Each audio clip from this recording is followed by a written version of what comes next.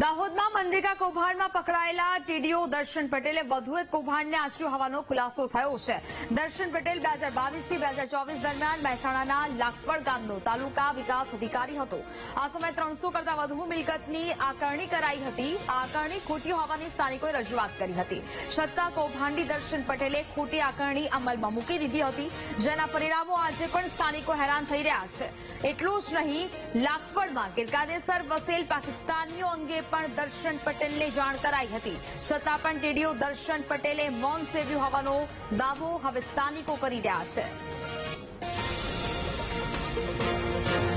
લાખવડ ગામે જ્યારે આકારણી નહોતી પંચાયતની ચૂંટણી થયા બાદ 2022માં, એ પછી લાખવડ ગામના નવી બોડી એવું કર્યું કે આપણે આકારણી નથી તો કામગીરી માટે અને લોકોને સગવડ માટે આપણે આકારણીની નવી આકારણી બનાવી અને અમલમાં મૂકી અને લોકો જોડે વ્યવહાર કરવો, વેરા પણ એ રીતે લેવા અને સફાઈ વેરો કે અન્ય વેરો પણ એ રીતે આકારવું।